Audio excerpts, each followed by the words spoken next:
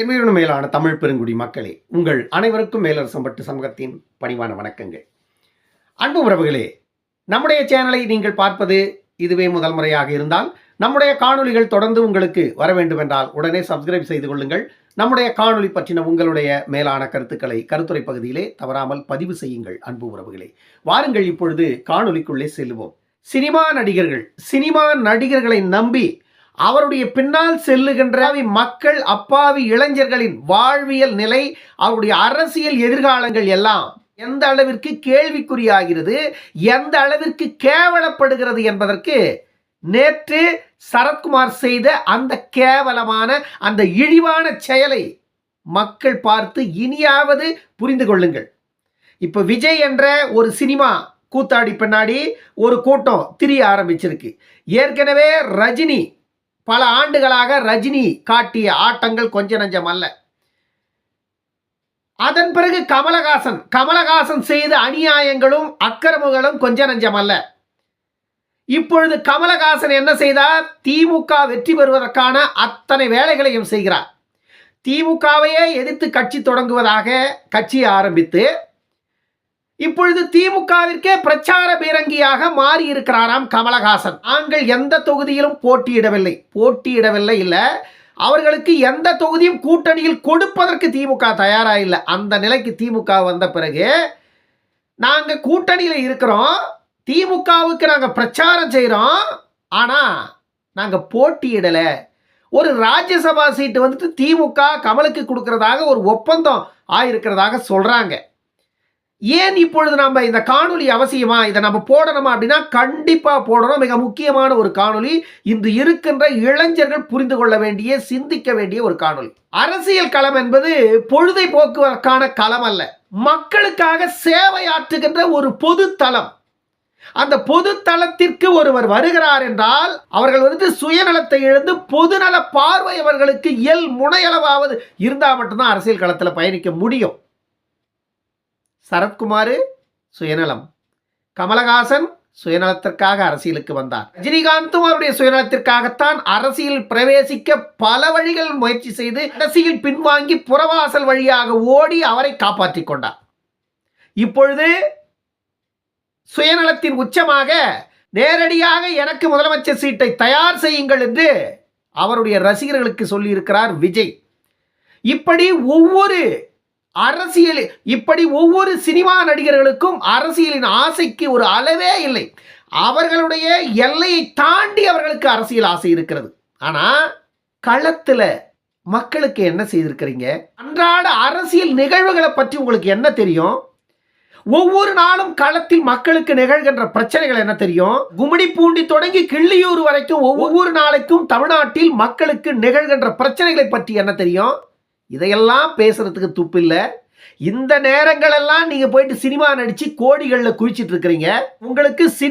உங்களுக்கு சினிமாவில் அளவுக்கு அதிகமாக சம்பாதித்து விட்ட பிறகு அல்லது சினிமாவில் வாய்ப்பு கொஞ்சம் கொஞ்சமாக மங்குகின்ற காலத்துல அடுத்து உங்களின் வாழ்க்கையை கழிப்பதற்கான இடம் அரசியல். ஏன்னா அங்கதான் ஏமாந்த மக்கள் எல்லாம் குவிந்து கிடக்கிறார்கள். மீண்டும் இத்தனை ஆண்டு காலமாக திரையில் நடித்து ஏமாற்றினோம், இதற்கு மேல் மக்கள் முன் நடித்து ஏமாற்றுவோம் என்ற நிலைக்கு இந்த சினிமா நடிகர்கள் வருகிறார்கள். இந்த சரத்குமாரை பற்றி கொஞ்சம் விரிவா நம்ம இந்த காணொலியில பார்த்துருவோம். சரத்குமாருடைய உண்மை முகத்தை மக்கள் அறிந்துக்கணும். எவ்வளவு பெரிய வேஷக்காரன், எவ்வளவு பெரிய மக்களை ஏமாற்றுகின்ற ஒரு போலி முகம் சரத்குமாருடைய முகம்னு மக்கள் புரிஞ்சுக்குங்க. 1996 சட்டமன்ற தேர்தலில் 96 சட்டமன்ற தேர்தலில் திமுகவுக்கு தமிழ்நாடு முழுவதும் பிரச்சாரம் செய்கிறாரு. அதன் பிறகு 98 மக்களவை தேர்தலில் சரத்குமார் பாராளுமன்றத்தில் நின்று தோற்கிறாரு.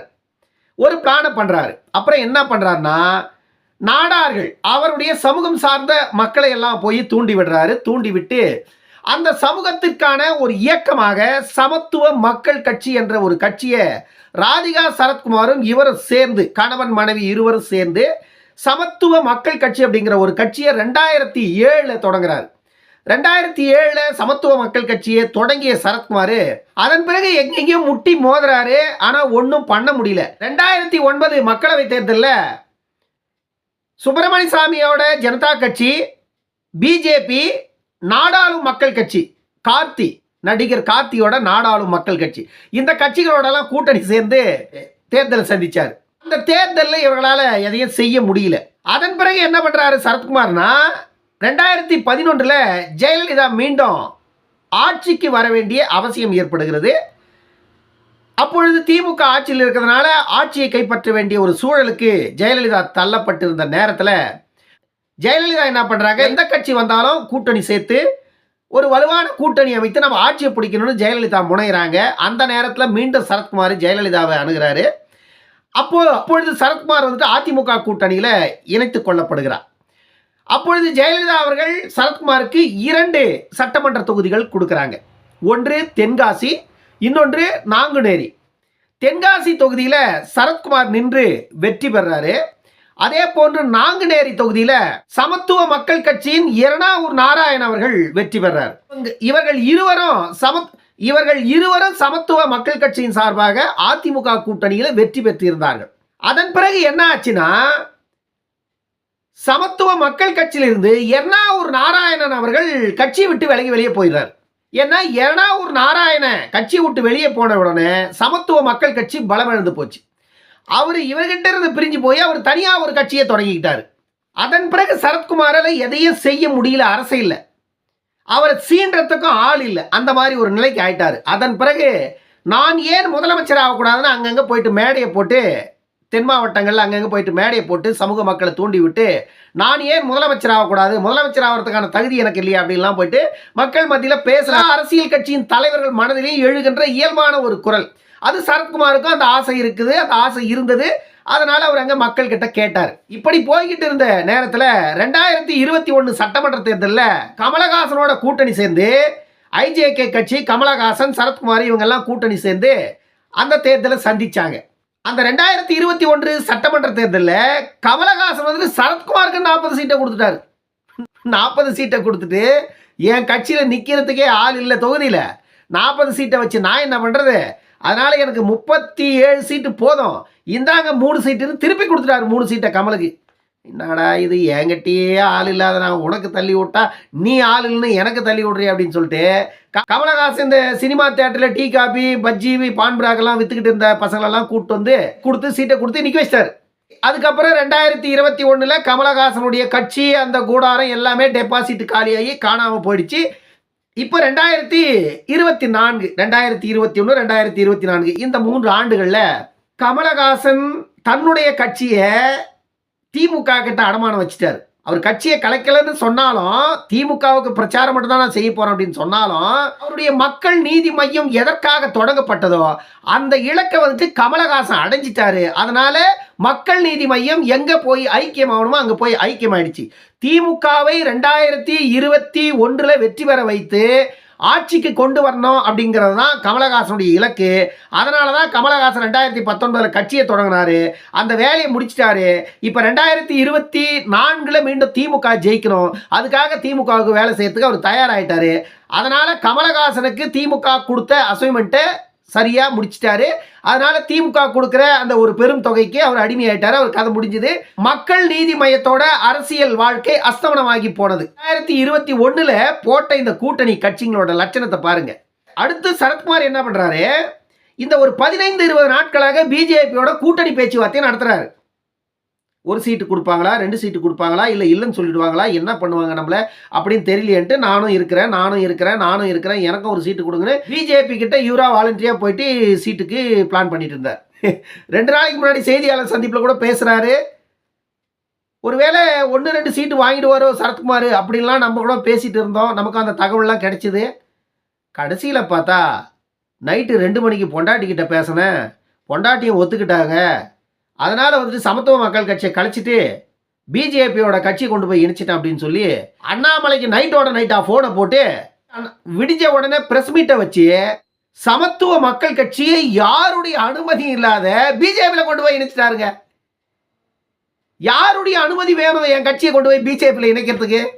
யாருடைய அனுமதி தேவையில்லை. ஏன்னா கட்சி அவர் தான் தொடங்கினார், பொண்டாட்டியும் அவரும் கட்சியை தொடங்கினாரு. இப்போ பொண்டாட்டி சொன்னாங்க, கட்சியை கொண்டு போய் பிஜேபியில் சேர்த்துட்டார். சமத்துவ மக்கள் கட்சியோட ஒரு தொண்டர் அந்த இடத்துலயே கத்துறாரு, நான் வந்துட்டு என்னுடைய துண்டை எடுத்து கீழே போட்டாலே போடுவேன், ஆனா பிஜேபி துண்டை என் தோல்ல நான் போட மாட்டேன், எனக்கு தலைவர் தான் முக்கியம்னு. உன் தலைவரே போயிட்டு பிஜேபியில் ஐக்கியமாயிட்டாரு. அதுக்கப்புறம் உன் தலைவர் என்ன பண்ண போறாரு உனக்கு? ஏன்னா தொண்டர்களுடைய மனநிலை. சமத்துவ மக்கள் கட்சி அவர் சில பொதுக்கூட்டங்கள்லாம் போட்டதை நம்ம பார்த்திருக்கோம். அந்த சமூகம் சார்ந்த மக்களே கூட ஆயிரக்கணக்கான மக்கள் கூடினார்கள். சில லட்சக்கணக்கான தொண்டர்கள் அந்த கட்சிக்கு இருந்திருப்பாங்கல்ல. அந்த சமூகம் சார்ந்த தொண்டர்கள் கூட, அவர் சார்ந்த சமூகத்தின் தொண்டர்கள் கூட லட்சக்கணக்கான மக்கள் அந்த கட்சியை நம்பி இருந்திருப்பாங்கல்ல. இப்போ இவர் போயிட்டு கட்சியை அங்கே சேர்ந்துட்டு ஏதோ ஒரு பொறுப்பை வாங்கிக்குவார், ஒரு பார்லிமெண்ட்டில் ஒரு சீட்டை கொடுப்பாங்க, அப்படி இல்லைனா ஒரு ராஜ்யசபா சீட்டை கூட கொடுத்து ஒரு எம்பி ஆக்கிடுவாங்க. அப்படி இல்லை அப்படின்னா, நான் வேலை வெட்டி இல்லாத தான் இருக்கிறேன், சினிமாவிலையும் எனக்கு வேலை இல்லை அப்படின்னு இவர் சொன்னார்னா, இவரை வந்துட்டு மினிஸ்டராக கூட ஆக்கி விட்டுருவாங்க மத்திய கவர்மெண்ட்டு.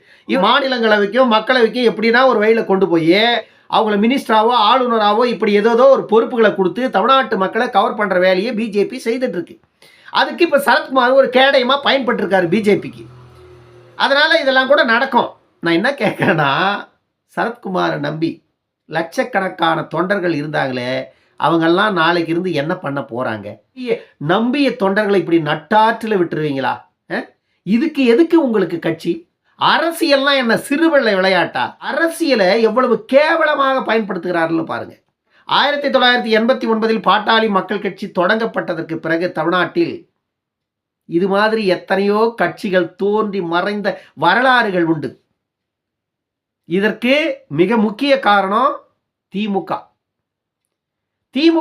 தமிழ்நாட்டில் திமுக அதிமுகவுக்கு எதிராக எந்த ஒரு சக்தியும் வளரவிடாமல் இவர்கள் தொடர்ந்து பாதுகாத்து வருகிறார்கள்.